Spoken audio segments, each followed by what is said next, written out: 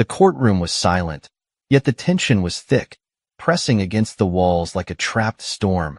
The judge, a stern-faced man with silver hair and sharp eyes, leaned forward and delivered the words that changed everything.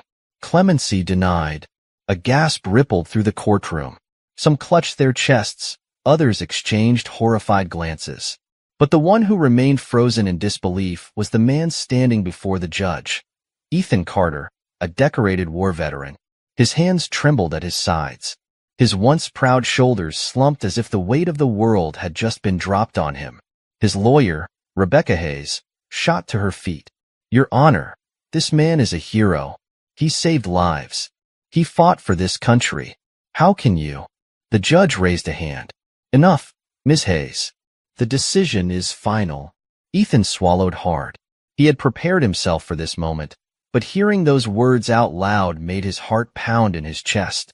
His wife, Sarah, sobbed quietly in the gallery, clutching their son, Daniel, who was barely old enough to understand what was happening. The guards approached Ethan, placing cold handcuffs around his wrists. Then, just as they turned to escort him out, it happened. A loud bang shattered the silence. The courtroom doors burst open. People screamed. Chaos erupted. And before anyone could react, Ethan was gone. 3 months earlier, the town of Maplewood had always been a quiet place, the kind where everyone knew everyone. Ethan Carter was once one of its most beloved residents. A former Marine, he had returned home after years of service, ready to settle down with his wife and son. He had dreams of opening a small auto repair shop, coaching Little League, and living a peaceful life. But fate had other plans. It all started on a chilly October night. Ethan had been out late, picking up groceries after working at a construction site. His body ached from the long hours, but he didn't mind. It was honest work. He was finally starting to feel like a civilian again. As he turned down Oakwood Street, headlights suddenly flooded his rearview mirror. A black SUV sped up behind him, tailgating aggressively. Ethan frowned, gripping the wheel tighter. Something wasn't right. Then, the SUV swerved, pulling up alongside him. The window rolled down, revealing a masked man pointing a gun. "Pull over," the man barked. Ethan's instincts kicked in. He slammed on the brakes, causing the SUV to shoot past him. The driver lost control for a split second, just long enough for Ethan to throw his truck into reverse and veer onto a side street. His heart pounded as he sped through the quiet neighborhood. Who were these people? Why were they after him? But the chase didn't last long. Another vehicle appeared out of nowhere, blocking his escape. Before he could react, the men stormed out of their SUVs, guns raised. "Get out of the truck." Ethan had faced enemies before, but never on his own soil. He stepped out cautiously, hands raised. The leader, a tall man with a deep scar running down his cheek, studied him for a moment before lowering his weapon. "Carter," he muttered, "you really don't recognize us, do you?" Ethan's stomach tightened. He did recognize that voice. It had been years, but the memory was burned into his mind. The jungles of Afghanistan, the deafening sound of gunfire, the chaos of battle. These men, they were soldiers, but not American. They were mercenaries, and Ethan had left them behind. "I don't want trouble," Ethan said slowly. Scarface smirked. "Too bad, because trouble wants you." The last thing Ethan remembered was the crack of a gun against his skull before the world went dark. When he woke up, he was in a warehouse, tied to a chair. His head throbbed, and his vision was blurry. Across from him stood Scarface and his men, their expressions unreadable. "You owe us," Scarface said, "and it's time to pay up." Ethan clenched his jaw. "I don't owe you anything." Scarface chuckled. "Oh, but you do. You left us to die, Carter. You think we forgot?" He pulled out a stack of papers and tossed them onto Ethan's lap. "You're gonna help us fix that little problem." Ethan glanced down and felt a cold dread settle in his gut. The papers contained classified military documents, blueprints, locations, schedules. They wanted him to betray his own country. "I'll never help you," Ethan growled. Scarface leaned in, his breath hot against Ethan's face. "Then say goodbye to that pretty little family of yours." Ethan's blood ran cold. They had been watching his wife, his son, the life he had fought so hard to build. He had no choice. That night, Ethan made a decision. He would play along, but only long enough to figure out a way to stop them. He couldn't risk his family's safety. He would have to be careful, smart. He would have to move like a ghost. But even ghosts make mistakes. And 3 months later, he would stand in a courtroom, accused of a crime he didn't commit. Clemency denied. Guards leading him away. Then, a loud bang. The doors bursting open. And Ethan Carter gone. The courtroom exploded into chaos. People screamed. Some ducked beneath the benches, while others ran toward the exits. The judge banged his gavel furiously, shouting for order, but it was useless. The thick smoke from the sudden explosion filled the air, making it hard to see. Sarah Carter clutched her son, Daniel, close to her chest, her heart hammering. "Ethan," she whispered, her eyes darting around frantically. But he was gone. The guards who had been escorting Ethan lay groaning on the floor, their weapons knocked from their hands. The back door of the courthouse, which had been locked just moments ago, now swung open. "Lock it down," one officer yelled. "Nobody leaves the building." But it was too late. Ethan Carter had vanished. 6 hours earlier, Ethan sat in his holding cell, staring at the gray wall in front of him. His hands were shackled, his body exhausted, but his mind wouldn't rest. Today was the day. His lawyer, Rebecca Hayes, had tried everything, appealing to the governor, calling in favors, bringing up his military record, but the odds had never been in his favor. The prosecution had painted him as a dangerous man, a traitor. The evidence against him had been overwhelming.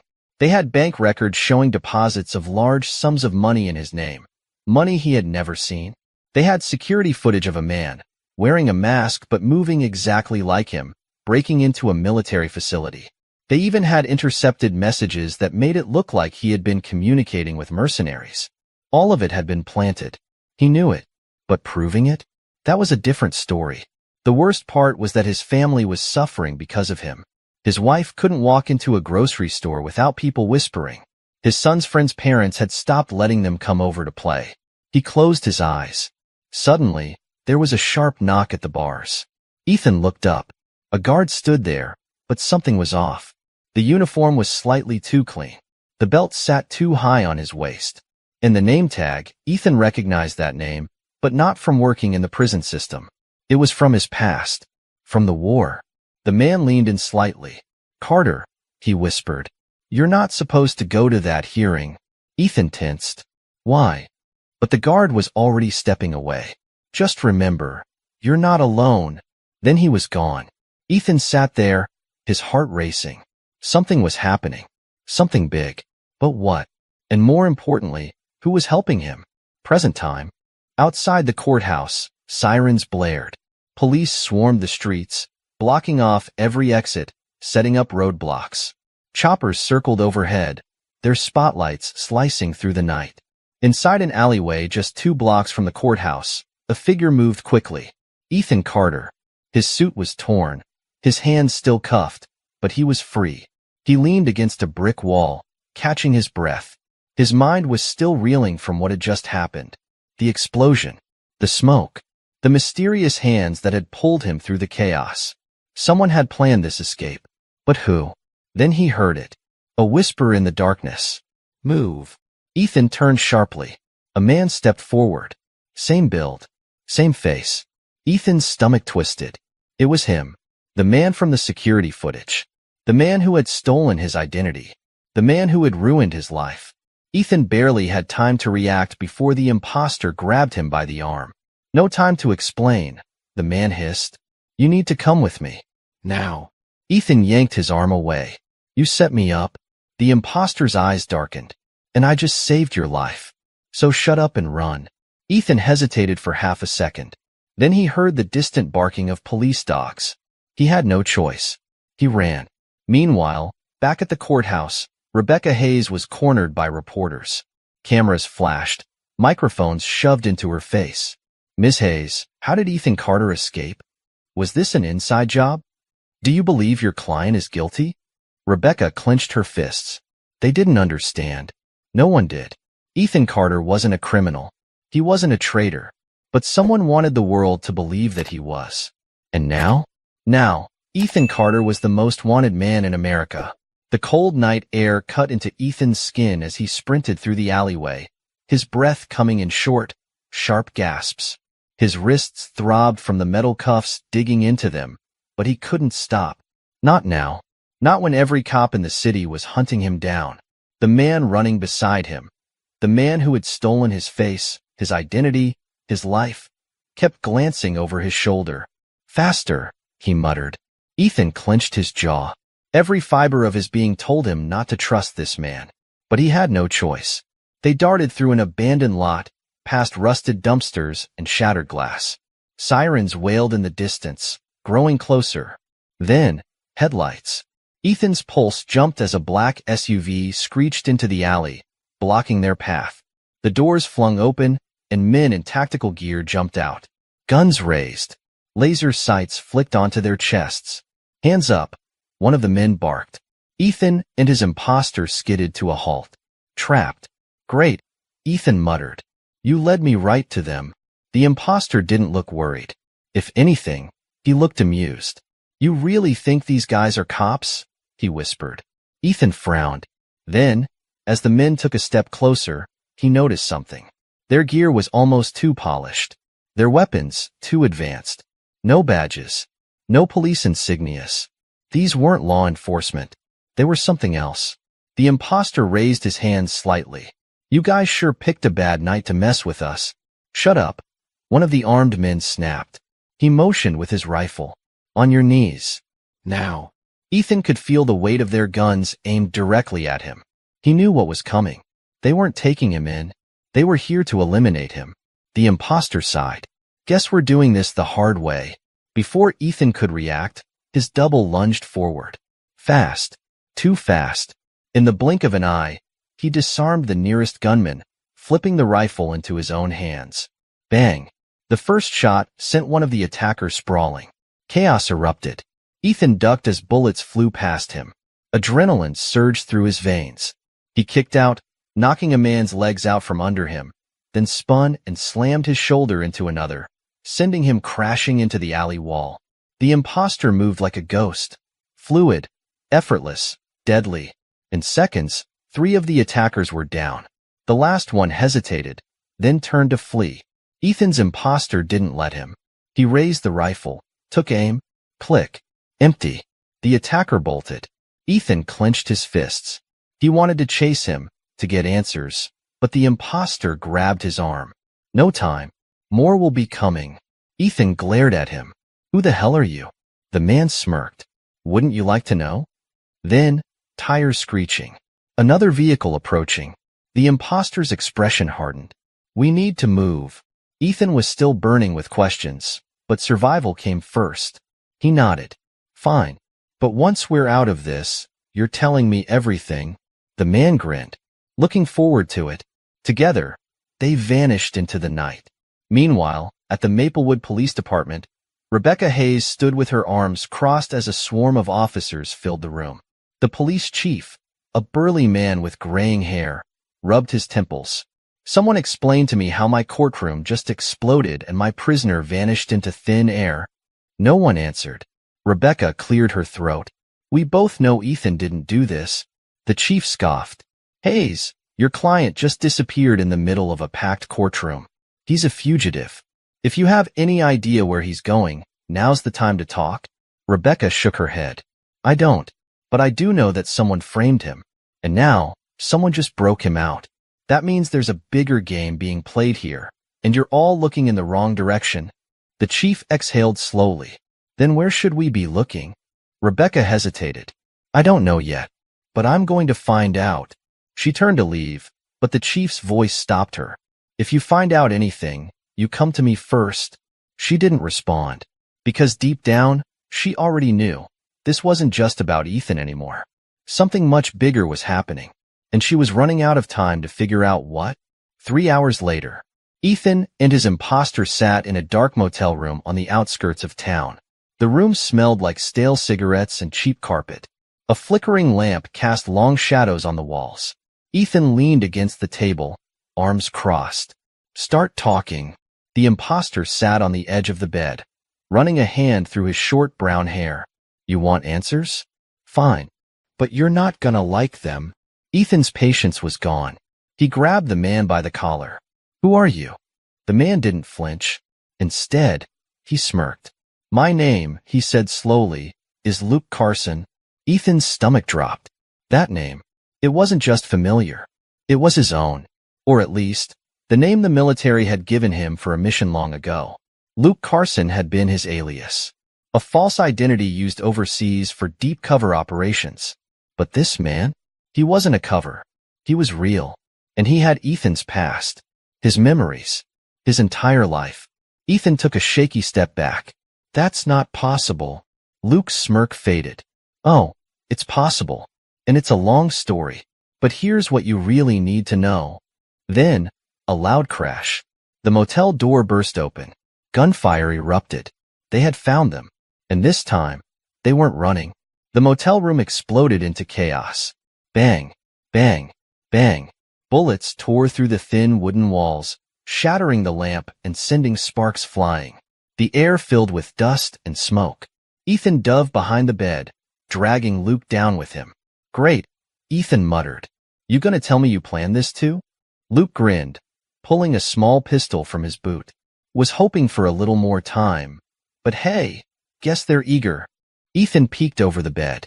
At least 6 armed men had stormed the room, dressed in dark tactical gear. No police markings, no insignia. Not cops. Which meant they weren't here to arrest him. They were here to kill him. Ethan didn't hesitate. He lunged forward, grabbing a chair and hurling it at the nearest attacker. The man staggered back just as Ethan charged, slamming him into the wall. The gun in the man's hands fired wildly into the ceiling. Luke was already moving, ducking low and shooting. 1 shot, 2 shots. Precise, controlled. Another attacker dropped, clutching his leg. But there were too many. The remaining men adjusted, spreading out, blocking the only exit. One of them pulled a grenade from his belt. Luke's eyes widened. Oh, hell no. Boom. The room shook as the grenade went off. Not an explosive, but a stun grenade. A deafening blast of light and sound filled the air. Ethan's ears rang. His vision blurred. Through the haze, he saw shadows moving, coming for him. Then, darkness. Ethan woke up groggy, his head pounding. His hands were tied, his feet shackled. The air smelled of gasoline and cold metal. He was in a van. He blinked hard, trying to shake the dizziness. Across from him sat Luke, similarly restrained but still smirking. You know, Luke said casually, I was hoping to make it to breakfast before we got kidnapped. Ethan groaned. Who the hell are these guys? Luke leaned back. Same people who framed you. Ethan clenched his jaw. And you know that how? Luke's smirk faded. Because they framed me first. Ethan stared at him. What? Before Luke could respond, the van came to a screeching halt. Doors slammed open. Bright lights blinded them as men yanked them out. Ethan stumbled, his knees hitting cold concrete. Then, a voice. Smooth, confident, familiar. Ethan Carter, the voice said. Or should I say, Luke Carson? Ethan looked up, his vision clearing. A man stood before him, dressed in an expensive black suit. He was older, mid-50s, with sharp features and calculating eyes. Ethan's stomach twisted in recognition. It was General Malcolm Graves, the man who had once been his commanding officer, the man who had sent him on the mission that had destroyed his life, and the man who, years ago, had declared him dead. Ethan's blood ran cold. Graves smiled. It's good to see you again, soldier. Meanwhile, back in Maplewood, Rebecca Hayes stood outside the police department, scrolling through her phone with shaking fingers. She had spent the last 2 hours digging through everything. Old files, case notes, anything that could explain how Ethan Carter had been framed so perfectly. And then she found it. A single redacted document. A mission report from 8 years ago. A mission codenamed Project Phantom. Her stomach tightened as she read the last few unredacted words. Subject terminated. Case closed. Her breath hitched. Ethan Carter had officially been dead for 8 years. And yet, someone had just tried to kill him again. Rebecca's hands shook as she dialed a number. It rang once, twice. Then, a deep voice answered. Who is this? She took a breath. My name is Rebecca Hayes. I'm calling about Ethan Carter. Silence. Then, the voice spoke. You shouldn't have said that name. The call cut off. Rebecca's heart pounded. Something was very, very wrong. And she had just put a target on her own back. Back in the underground facility, Ethan glared up at General Graves. You're supposed to be dead, Ethan growled. Graves chuckled. And yet, here we both are. Ethan's fists clenched. What do you want? Graves stepped closer, crouching down to meet Ethan's eyes. I want what I've always wanted. He smiled. To finish what we started. Ethan's pulse pounded. Whatever was happening, whatever Project Phantom was, it wasn't over. And now, he was trapped at the center of it. Ethan's muscles tensed as he stared into General Graves' cold, calculating eyes. The man hadn't aged much since their last encounter. If anything, he looked stronger, more in control. The underground facility smelled of metal and oil, the hum of generators vibrating beneath their feet. The walls were lined with high-tech monitors, surveillance feeds, and tactical maps. This wasn't just a hideout. It was headquarters. Ethan flexed his wrists against the restraints binding him to the chair. You should have killed me when you had the chance. Graves smirked. Oh, trust me, Carter. I tried. Luke, still tied up beside him, let out a chuckle. This is adorable. Real family reunion vibes. Graves ignored him. He pulled a chair over and sat directly across from Ethan, lacing his fingers together. Let's skip the theatrics. I assume by now you've figured out that your identity, your entire existence, was wiped for a reason. Ethan glared. Yeah, I got that part. What I don't get is why I'm still breathing. Graves exhaled through his nose. Because despite everything, Carter, I believe you can still be useful. Ethan's jaw clenched. I'm done taking orders. Graves' eyes darkened. You don't have a choice. A hologram flickered to life between them. Ethan's heart nearly stopped. It was his family. Sarah, Daniel, their home in Maplewood. Graves leaned forward. Your wife and son are still alive. For now. Ethan's body went rigid. You so much as blinked the wrong way. Graves continued, and I erased them. Just like I erased you. Ethan's breathing turned sharp. You touch them, and I will bury you. Graves smiled. Now that's the soldier I remember. Luke groaned. Okay, this is getting real evil villain monologue. Are we doing the join me or die speech next? Graves tilted his head toward him. I have no use for you. Luke's smirk faltered. Ouch. That hurts. Ethan's mind raced. He knew Graves wasn't bluffing. The man had resources, connections, an entire shadow organization backing him. If he wanted Sarah and Daniel gone, he could make it happen with a phone call. Ethan's gut twisted. He had one shot to turn this around. He exhaled slowly. What do you want me to do? Graves' smile widened. Good, he said. Now listen carefully. Meanwhile, Rebecca Hayes wasn't safe. She felt it before she saw it. The sensation of being watched. The subtle hum of a car engine that had been idling too long outside her apartment. She had spent the last hour piecing together everything she could about Project Phantom, but the deeper she dug, the more questions surfaced. What she did know. Ethan Carter had been part of a covert military program 8 years ago. The government had declared him dead at the end of his mission. The men who framed him weren't just mercenaries. They were part of something bigger. She slammed her laptop shut. She needed to disappear. Just as she grabbed her coat, crash. Her apartment window shattered as a black drone smashed through it, scanning the room with red, blinking lights. Rebecca didn't wait. She ran. Boom. An explosion rocked the room behind her as she barreled down the fire escape. Smoke filled the hallway, alarms blaring. They were coming for her. She hit the street, heart pounding. She needed help, and there was only one person who could give it to her. She pulled out her phone and dialed. The call barely rang before a voice answered. This is Robert Hayes, her brother, a former NSA operative, one of the only people she trusted. Robert, she gasped, still running. I need you. A pause. Then, where are you? Back in the underground facility. Ethan stared at the hologram of his family, rage boiling in his veins. "You have a mission," Graves said. "One final job. Complete it, and I'll make sure your family stays safe." Ethan's jaw clenched.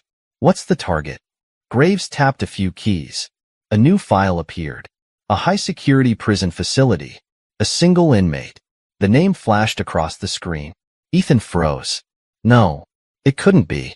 The target was his former commanding officer, Colonel David Monroe, the one man who knew the truth about Project Phantom. Graves folded his arms. "You're going to break him out." Ethan's hands curled into fists. This was bigger than him now. Bigger than revenge. If Monroe was still alive, he had the answers. And if Ethan played this right, he might just have a way to take Graves down. Ethan looked up, his eyes cold. "I'll do it." Graves grinned. "Good choice." Ethan didn't flinch. He wasn't following orders. He was starting a war. Ethan sat in the dimly lit cell, rubbing his wrists where the restraints had been. He wasn't technically free, just temporarily unshackled. But he had been given everything he needed for the mission. New clothes, a tactical vest, a concealed firearm, and a forged set of clearance documents that would get him into the high-security prison as an officer transferring an inmate. Graves stood in the doorway, arms crossed, watching him like a predator eyeing its prey. "You get one shot at this, Carter," Graves said. "If you fail, I erase your family. If you try to run, I erase your family. If you even think about double-crossing me."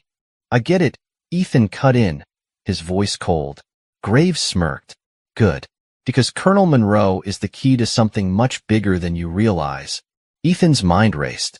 He didn't trust a word out of Graves' mouth, but he knew this much. If Monroe was still alive, it meant the government hadn't completely buried Project Phantom. There were still pieces to the puzzle Graves didn't have. And if Ethan could get to Monroe first, maybe he could end this. Graves gestured to the door. "Your ride is waiting." Luke Carson, still cuffed but wearing a cocky grin, leaned against the wall outside the cell. "Hope you don't mind," he said, "but I'm tagging along." Ethan shot a glare at Graves. "He's coming?" Graves shrugged. "Consider him your insurance policy." Ethan exhaled slowly. Fantastic. He wasn't just on a mission. He was walking into the lion's den with a man who had stolen his identity, and every second counted. Meanwhile, Rebecca Hayes knew she had about a 10-minute window before the people trying to kill her found her again. Her brother, Robert, had given her an address, a safe house buried deep in the outskirts of the city. She was driving a stolen sedan, her pulse still racing from the explosion back at her apartment. Her mind was a hurricane. Ethan was alive. Someone had erased his identity and framed him for a crime he didn't commit. And now, she was running from the same people who had tried to bury him. She glanced at her phone. One new message from Robert. "You're in over your head." "But I'm in." Rebecca gripped the wheel tighter. She had just dragged her brother into a war. But at this point, it wasn't just about Ethan anymore. It was about the truth. And someone was going to burn for it. High-security federal prison, 0200 hours. Ethan adjusted his uniform, walking through the towering steel gates of the prison with Luke at his side. The security officers barely glanced at their documents. The paperwork was perfect, forged by Graves' best people. They were waved through. Luke whistled under his breath. "Gotta say, I was expecting more resistance." Ethan stayed silent, scanning everything. The guards' positions, the number of cameras, the layout. He wasn't just here for Monroe. He was studying his exit plan. They reached cell block D, where high-risk prisoners were kept. An officer led them through the reinforced corridors until they stopped outside a solitary confinement cell. The number on the door made Ethan's pulse spike. 1473. Luke nudged him. "Moment of truth, buddy." The guard scanned a keycard, and the steel door hissed as it unlocked.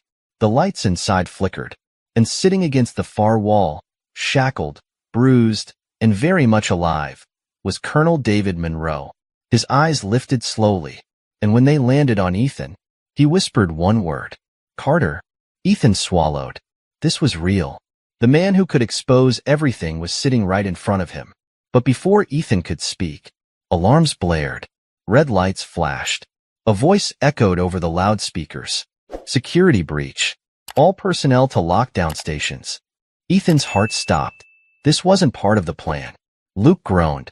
Oh, for the love of... Who else is breaking into a prison tonight? Then, gunfire erupted, and all hell broke loose. Chaos. That was the only way to describe what was happening. The high-security prison, built to contain the worst of the worst, had just been thrown into complete anarchy. The loudspeakers blared, red emergency lights flashed, and the deafening sound of gunfire rang through the corridors. Ethan didn't waste time asking questions. He moved. He rushed forward, grabbing Colonel Monroe by the arm and yanking him to his feet. The older man grunted, his body stiff from confinement, but his eyes burned with recognition. Carter, what the hell is going on? Monroe demanded. Luke, already pressing himself against the cell door, peeked out and let out a low whistle. We got company. Ethan turned. 3 guards lay dead in the corridor. Black-clad operatives moved swiftly through the prison, clearing out security personnel like professionals. This wasn't a normal prison riot. This was a coordinated attack, and it had nothing to do with them. Ethan cursed under his breath. Someone else was here for Monroe. Someone who wanted him silenced. Monroe exhaled sharply, rubbing his wrists where his shackles had been. We need to get out of here. Ethan nodded. Agreed. But first, who are they? Monroe's face darkened. They work for him. Ethan already knew the answer before Monroe spoke the name. Graves. Damn it. This wasn't a prison break anymore. This was a hit. Graves never intended to let Monroe walk out alive, not even if Ethan succeeded. Ethan's teeth clenched. He had been played. Luke sighed dramatically. I hate to interrupt this lovely betrayal realization moment, but we got incoming. Ethan turned. 3 heavily armed operatives stormed the corridor. Ethan didn't hesitate. He grabbed a fallen guard's pistol, spun, and fired 3 quick shots. The first operative went down, blood splattering against the concrete. The second ducked behind cover, returning fire. The third pulled out a grenade. Move! Ethan yelled. Luke yanked Monroe into the hallway just as the explosive detonated, sending fire and shrapnel blasting through the air. Boom! Smoke and dust filled the corridor. Screams echoed through the prison as doors opened. Riot sirens blaring as other inmates realized what was happening. The prison was becoming a war zone. Luke coughed, waving away the smoke. That's gonna leave a mark. Monroe shoved a fallen rifle into Ethan's hands. We need to get to the control room. Ethan adjusted the weapon. What's in the control room? Monroe's face was grim. The only way out of here alive. Meanwhile, Rebecca Hayes wasn't safe. She knew that the moment the black SUV cut across the road in front of her stolen sedan, she slammed on the brakes, tires screeching. The SUV's doors flew open, and 4 armed men jumped out. Rebecca's heart pounded. They had found her. She grabbed the gun her brother had given her and bailed out of the car, hitting the pavement hard. Bang, bang, bang. Bullets ripped through her car just as she rolled behind a stack of wooden crates outside an abandoned gas station. Her hands shook as she checked her pistol. 1 magazine. For enemies. She swallowed hard. Well, this sucks. A voice called out. Rebecca Hayes, we know you have the files. Come out now and we'll make it quick. Rebecca closed her eyes. Files. They knew she had uncovered Project Phantom. They weren't here to capture her. They were here to erase her. She exhaled. If she was going down, she wasn't going down without a fight. She gripped the gun, steadied her breathing, and waited. The first man crept toward the crates. Rebecca sprang up, fired 2 shots, one of the chest, one of the head. He dropped. 3 left. The others opened fire, spraying the crates with bullets. Rebecca ducked, rolled, and fired again. Another enemy went down. Then, silence. She pressed her back against the crates, her pulse hammering. She only had 2 bullets left. A shadow moved. Before she could react, a hand wrapped around her wrist, yanking her forward. She gasped, staring up into the cold, dark eyes of a masked man. The gun was ripped from her grip. She struggled, but he was stronger. He slammed her against the crate, gripping her throat. She choked. His other hand raised a knife. This was it. Then, a single shot rang out. The man's eyes widened. His grip loosened. Blood bloomed across his chest. Rebecca fell to the ground, coughing, just as another figure stepped into view. A tall man, dressed in a dark tactical jacket, holding a silenced pistol. Rebecca's vision blurred, her breath shaky. Who? The man knelt beside her. His voice was low, familiar. I'm Robert Hayes, and we need to go. Now. Her brother. Rebecca let out a weak laugh. She wasn't dead yet. Back at the prison, Ethan, Monroe, and Luke ran through the smoke-filled corridors as alarms blared. The prison was falling apart. More guards were dead. More mercenaries were pushing in. They had minutes, maybe seconds, before they were overrun. They reached the control room, and Monroe slammed his fist against the emergency override panel. Beep. Access denied. Ethan turned to him. Tell me you have another way. Monroe grimaced. Not a way out, but a way to make sure Graves doesn't get what he wants. Luke raised an eyebrow. Which is? Monroe typed a series of codes into the terminal. Files began transferring. Ethan squinted. Top secret military files. Project Phantom files. His stomach dropped. Monroe, what the hell are you doing? Monroe turned, his face dead serious. I'm sending every classified file we have, every secret Graves buried, to every intelligence agency in the world. Ethan's blood ran cold. Luke let out a low whistle. Oh, buddy, that's not just poking the bear. That's setting the whole damn forest on fire. Monroe didn't blink. Graves framed me. He framed you. He erased dozens of men before us. This is how we burn him back. Ethan clenched his fists. He wanted to take down Graves. But this would start a war. Then, boom. The doors to the control room exploded inward. Gunmen stormed in. Ethan spun, raising his rifle. Then he saw who was leading them. General Graves, standing tall, smirking, and pointing a gun right at him. Graves tilted his head. Nice try, Carter. But this game? He cocked the gun. It ends now. The air in the control room was thick with tension, the only sound being the hum of the computers and the faint crackling of the prison burning in chaos outside. Ethan didn't move. Neither did Graves. The general stood tall, his smirk unwavering, the barrel of his gun aimed directly at Ethan's head. Behind Graves, 6 heavily armed mercenaries stood in formation, their weapons raised. Ethan's mind raced. He could take out 1, maybe 2 before they fired. But not all of them. Monroe was still at the computer, his fingers frozen over the keyboard. Luke, standing beside Ethan, exhaled sharply. Welp, guess this is the part where you say something dramatic, boss? Graves smirked. Oh, I don't need theatrics. I've already won. Ethan clenched his fists. You're not getting away with this. Graves tilted his head. Funny, coming from a dead man. His finger tightened on the trigger. Then, the lights cut out. Total darkness swallowed the room. Ethan didn't hesitate. He moved. A heartbeat later, gunfire erupted. Bullets tore through the darkness, sparks flashing with every impact. Ethan hit the ground, rolling beneath a desk. He could hear the grunts, the confusion. Graves' men were firing blind. Luke, Ethan hissed. Luke's voice came from the other side of the room. Still breathing. Thanks for asking. A body hit the floor near Ethan. Monroe had taken someone down in the dark. Ethan's instincts kicked in. He lunged toward where Graves had been. His hands collided with a body, and before he could think, he drove his fist into Graves' ribs. Graves grunted, swinging wildly. Ethan ducked, tackling him to the ground. Then, a bright, red emergency light flickered on. For a split second, Ethan saw Graves' face twisted in rage. Then, a gun went off. A sharp, burning pain ripped through Ethan's side. He gasped. Shot. Graves shoved him back, scrambling to his feet. His own men were still scrambling, dazed in the flickering light. Monroe grabbed Ethan, dragging him toward the back exit. We need to go. Ethan gritted his teeth, pressing a hand to his side. Blood. A lot of it. Luke provided cover fire, taking out another mercenary. Graves, now backed by his remaining men, raised his pistol one last time. But before he could fire, Monroe hit the last key on the console. The computer beeped. A message flashed across the screen. File transfer complete. Graves' eyes widened. Then, the screen shut down. Monroe grinned. Good luck cleaning that up.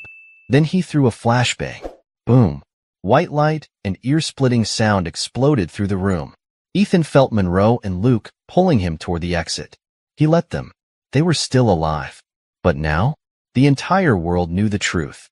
Meanwhile, Rebecca and Robert Hayes sat in a darkened safe house, deep in the backwoods of Virginia. Robert scrolled through his laptop, his face grim. Rebecca clenched her fists. Tell me you got it. Robert exhaled. Then he turned the screen toward her. The classified files were everywhere. News stations, government servers, the dark web. Project Phantom had been exposed. Rebecca's chest tightened. Ethan had done it. But now, the entire world wanted him dead. She swallowed hard. She had to find him before they did. Back at the prison, Ethan's vision blurred. The blood loss was getting worse. Luke and Monroe had dragged him through the tunnels beneath the prison. An old maintenance route Monroe had memorized years ago. Now, they stood at the edge of a swamp, the cool night air thick with humidity. Ethan staggered, but Monroe caught him. Stay with me, soldier. Luke frowned. We need to patch him up. Monroe shook his head. No time. Ethan's breath came ragged. Where are we going? Monroe met his gaze. To the one person who can take Graves down. Ethan's eyes fluttered. Then, darkness. Somewhere, in a secure military bunker, a phone rang. A woman in a dark suit answered. She listened silently, then set the phone down. She turned to a screen showing Ethan Carter's face. She tapped her earpiece. Prepare a team. We're bringing him in. Ethan wasn't free yet, and the war wasn't over. Darkness wrapped around Ethan like a thick fog. His body felt heavy, like he was sinking into the depths of an ocean. He could hear muffled voices, distant but urgent. Then, pain. A sharp, burning pain in his side. His body jolted as he was pulled out of unconsciousness. His eyes fluttered open. The first thing he saw was Luke, leaning against the doorframe with a cigarette dangling from his lips. His expression was unreadable. The second thing he saw was Colonel Monroe, standing over him with a makeshift medical kit. Blood was smeared on his hands, Ethan's blood. Good, Monroe said, voice low. You're awake. Ethan groaned, his body stiff, his mind foggy. He was lying on a cot, wrapped in bandages. The room around him was dimly lit. A cabin, maybe? A safe house? His voice came out rough. Where are we? Luke smirked. Middle of nowhere. Literally. Monroe adjusted the bandages on Ethan's side. Safe enough. For now. Ethan exhaled sharply, trying to sit up. Pain flared through his body, but he gritted his teeth. He had been through worse. Then, the memories came rushing back. The prison. The gunfire. Graves. His stomach twisted. The files. Monroe nodded. They're out. Every major intelligence agency, every hacker forum, every journalist with half a brain. They all have Project Phantom now. Ethan let out a slow breath. It had worked. The world knew the truth. Luke blew out a puff of smoke. Which means everyone is hunting us. Ethan glanced at Monroe. Graves? Monroe's face darkened. Alive. Ethan clenched his fists. Monroe continued. But now, he's playing defense. He'll be trying to contain the damage, control the narrative.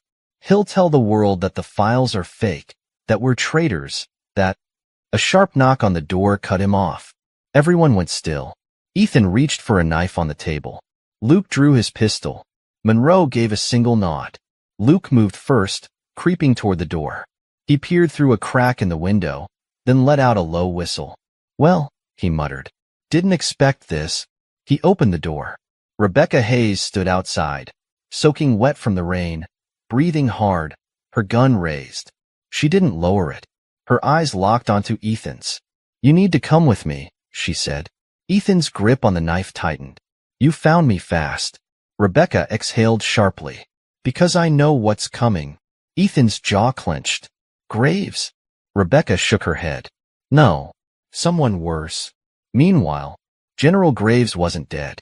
He stood in a high-rise office, staring out over the city skyline, the glow of the monitors casting long shadows across the room.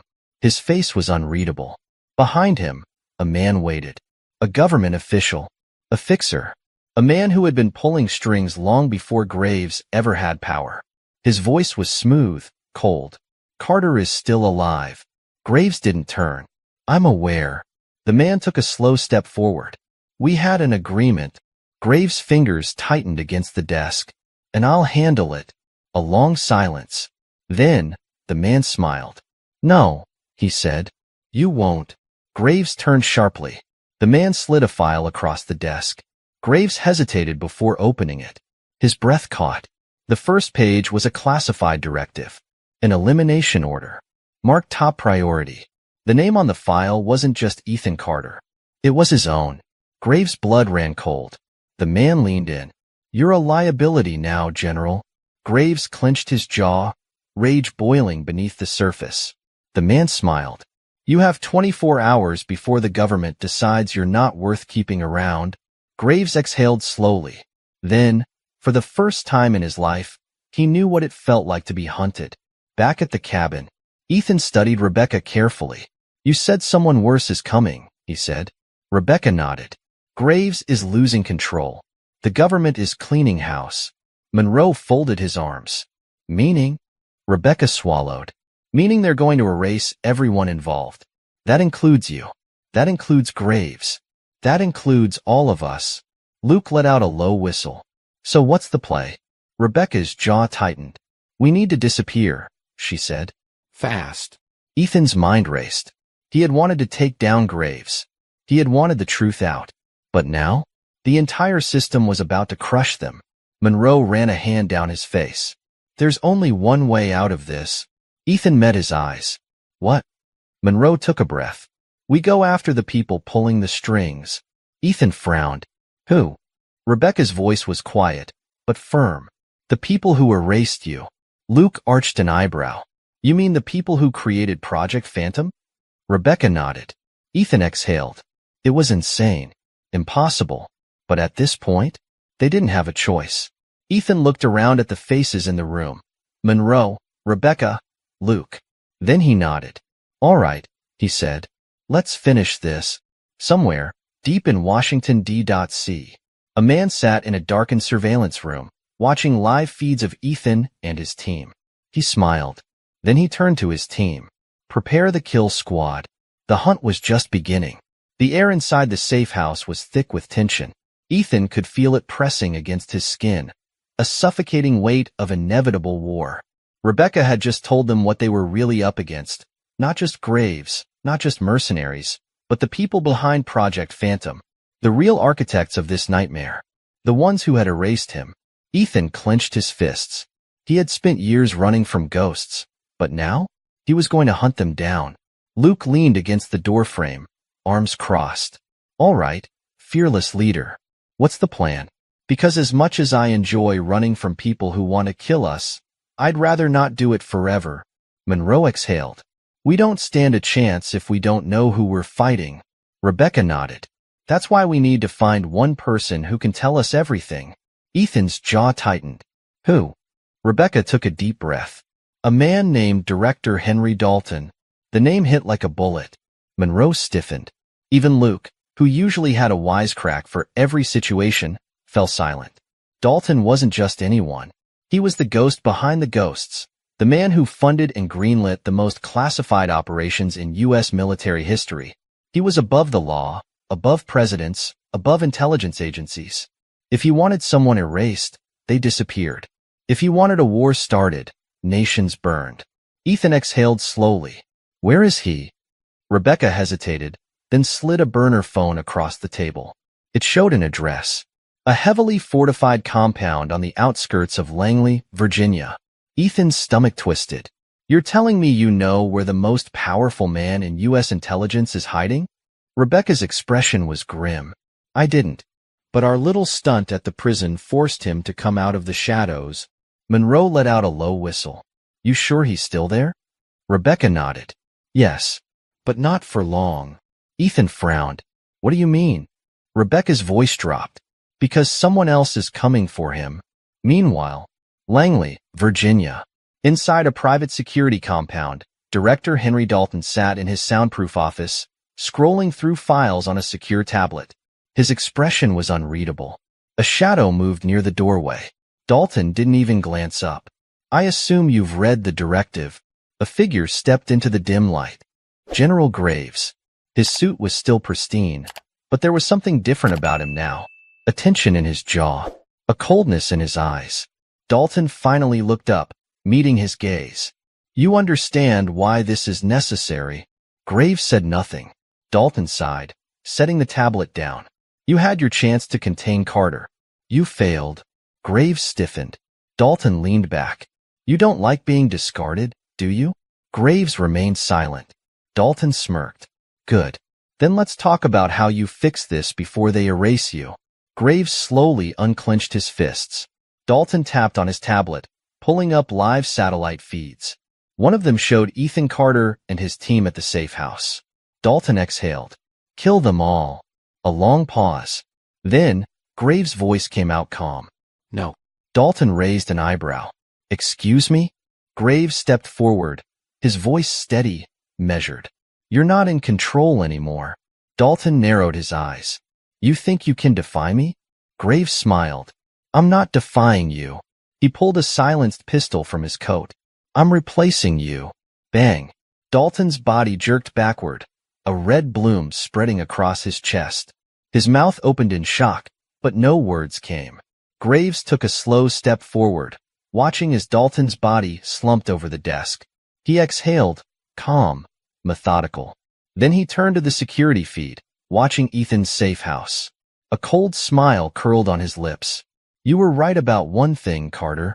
His fingers hovered over a kill command. This war isn't over. He pressed the button. Then the missiles launched. Back at the safe house, Rebecca's phone buzzed violently. Her face drained of color as she saw the incoming alert. Move, she whispered. Ethan frowned. What? Rebecca's eyes snapped up, wide with terror. Move. Now. A high-pitched whine filled the air. Ethan's head snapped toward the window, just in time to see a streak of fire coming from the sky. Missiles. Incoming. Get down. Monroe roared. Boom. The world exploded. The walls tore apart in a hurricane of fire and debris. Ethan was thrown off his feet, slammed against the floor as the blast wave ripped through the cabin. His ears rang violently. The roof collapsed. Smoke and fire filled the air. Everything burned. He could hear someone screaming. He tried to move, but his body refused to respond. Through the haze, he saw Luke's motionless form half buried under rubble. He saw Monroe, dragging Rebecca away from the flames. Then, he saw Boots stepping through the wreckage. A shadow loomed over him. Through blurred vision, Ethan made out a familiar figure. Graves. The general crouched beside him, his pistol resting against Ethan's temple. He smirked. Told you, Carter. The gun clicked. This war ends tonight. Then, everything went black. Darkness. It pulled at Ethan, dragging him into a suffocating void. His body was numb, his mind floating between consciousness and oblivion. Then, pain. A sharp, burning pain in his ribs. He gasped, his senses slamming back into him all at once. He was alive. Barely. His head pounded, his mouth dry, the taste of smoke still clinging to his tongue. His wrists were bound, tight, cutting off circulation. He blinked, his vision adjusting to the dim, flickering light above him. A warehouse. Concrete walls. Exposed pipes. His worst nightmare had come true. He was captured. Footsteps echoed. Then a shadow loomed over him. Ethan looked up, his eyes locking onto General Graves. The man looked unshaken, standing tall in his pressed uniform. He wasn't gloating. He wasn't monologuing. He was just waiting. Ethan licked his cracked lips. Took you long enough. Graves chuckled, still full of fight. That's good. Ethan shifted against his restraints. You gonna kill me or bore me to death first? Graves didn't smile. I could kill you right now, Carter. He gestured to the armed guards flanking the room. No one would blink. No one would question it. Ethan met his gaze. Then why am I still breathing? Graves stepped closer. Because I want you to see what happens next. A monitor switched on behind him. Security footage. Live feed. Ethan's stomach twisted as he saw Rebecca, Monroe, and Luke, bound and bloodied in another part of the warehouse. Rebecca's head was slumped forward, a bruise swelling on her cheek. Monroe's military discipline kept him stone-faced, but Ethan could see the tension in his jaw. Luke, of course, looked annoyed more than anything. Ethan's pulse spiked. Graves watched him carefully. "I want you to make a choice." Ethan clenched his jaw. "What choice?" Graves folded his arms. "You. Or them." Ethan's blood turned to ice. Graves continued, his voice calm, measured. "You sign a confession, admitting that everything, the leaks, the files, Project Phantom, was a lie?" Ethan's hands curled into fists. "You tell the world that you made it all up, that you were a traitor trying to sabotage the government." Graves stepped closer. "And in exchange, I let your friends live." Ethan's breathing was sharp, uneven. "And if I refuse?" Graves didn't blink. "Then I execute them, one by one. And you watch." Ethan couldn't breathe. His mind raced. This was it. The final play. He had to think. Then, static. A voice crackled over a radio attached to one of the guards. Graves turned slightly. "Report." The guard's voice came through, clipped, urgent. "Sir, we have a problem." Graves frowned. "What kind of problem?" A pause. Then, gunfire. Boom. An explosion rocked the warehouse. Screams echoed over the radio. "They're here." Graves' eyes widened. He spun back toward Ethan. Too late. Ethan was already moving. Adrenaline overpowered pain. He kicked his bound legs up, wrapping them around Graves' arm and yanking him forward. The gun in Graves' hand fired wildly, but the shot missed. Ethan twisted, throwing his full weight into a roll, knocking the chair onto its side. The impact shattered the wood. His hands were still tied, but he didn't stop. He rolled onto his knees, grabbing a fallen shard of chair leg, and sawed through the restraints. Graves staggered back, fury flashing across his face. Ethan surged forward, slamming into him. They crashed into the wall, fists flying. Graves swung. Ethan ducked, countering with a ruthless elbow to the ribs. Graves stumbled. Just as another explosion shook the building, through the chaos, Ethan saw it. A black SUV smashing through the warehouse gates. Gunfire erupted from the entrance. And stepping out was Rebecca's brother, Robert Hayes. They weren't alone. Ethan barely had time to process it before Graves lunged again. This time, Ethan didn't hold back. He grabbed Graves by the collar and drove him straight through a stack of metal crates. Graves gasped as they hit the ground. Ethan landed on top of him, fist raised. "It's over, Graves." Graves coughed, blood on his lip, but he laughed. "No, Carter." His voice was hoarse, but still defiant. "You still don't get it." A flicker of movement caught Ethan's eye. His gaze snapped toward the security monitor. One of Graves' men was raising a detonator. Ethan's blood ran cold. Graves smiled. "This war never ends." Then, the button clicked. Boom. The entire right side of the warehouse erupted in flames. The roof began to collapse. Ethan staggered, barely keeping his balance. In the confusion, Graves slipped away, vanishing into the smoke. Ethan cursed. Then, his priority shifted. His team. He sprinted toward the back of the warehouse, flames licking at his heels. He reached the holding area where Rebecca, Monroe, and Luke had been kept, just as Robert and his men blew the door open. "We gotta move," Robert shouted. Luke groaned as he was dragged to his feet. "About time." Monroe steadied himself, wincing from his injuries. Rebecca stumbled toward Ethan, her expression relief mixed with urgency. Ethan gritted his teeth. "Graves is still alive." Rebecca's eyes darkened. "Then we're not done yet."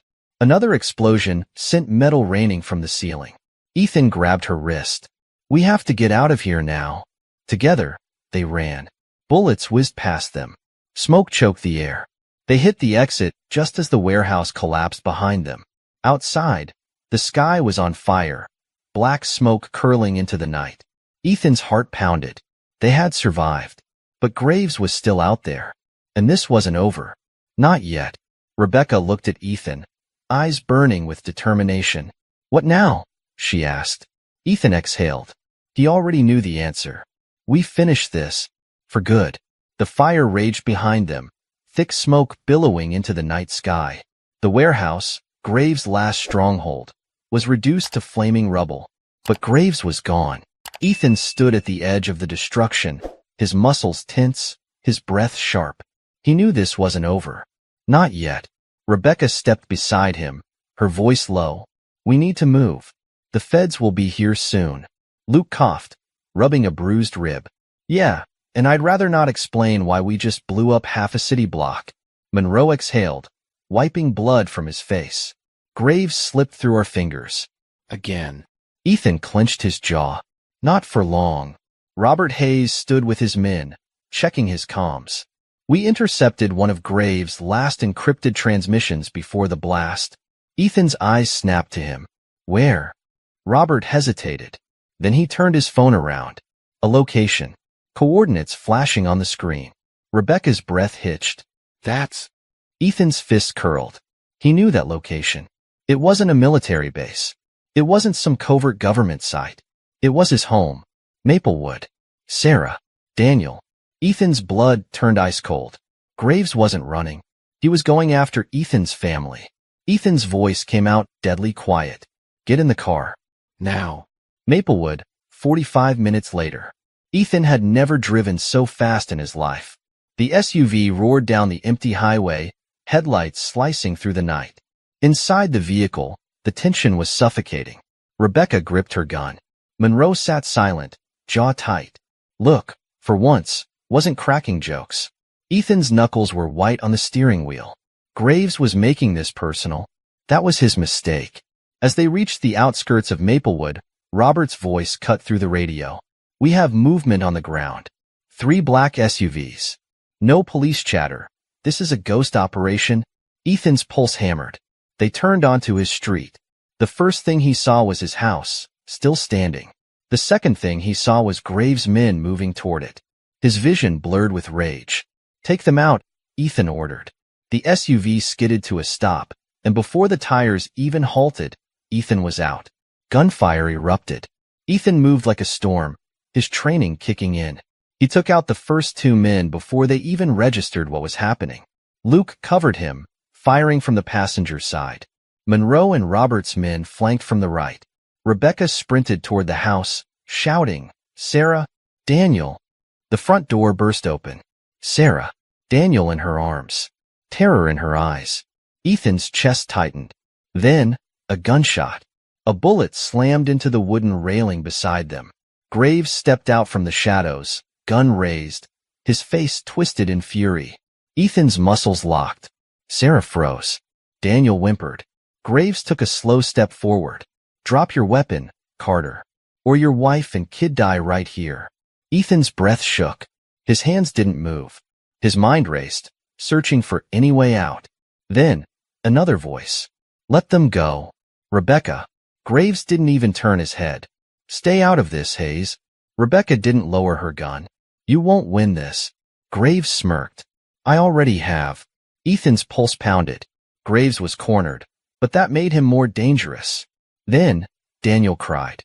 Sarah held him tighter. Ethan's vision tunneled. Enough. He moved faster than thought. His finger tightened on the trigger. Bang. A single shot. Graves' eyes widened. A red bloom spread across his chest. For the first time, fear flickered in his gaze. His lips parted. He staggered backward. Then, he collapsed. It was over. For real this time. The aftermath. The world knew the truth. Project Phantom was dead. The files had spread too far to be buried. There would be investigations, arrests. Graves' network, his entire shadow empire, would crumble. But for Ethan Carter, none of that mattered. He stood outside his house, watching as the sun began to rise. Sarah sat on the porch, holding Daniel close. Rebecca and Monroe stood near the SUV, silent, exhausted. "Look was well, Luke." He stretched. "So, we're not fugitives anymore, right?" Rebecca sighed. "Technically, we still broke into a federal prison and destroyed government property." Luke groaned. "So no vacation?" Ethan smirked. "You're free to go, Luke." Luke raised an eyebrow. "And you?" Ethan looked at his wife, his son. He took a breath. "I'm done." Luke nodded. Yeah, I don't buy that. Ethan chuckled. Maybe Luke was right. Maybe the war was never really over. But for now, for the first time in a long, long time, he was home.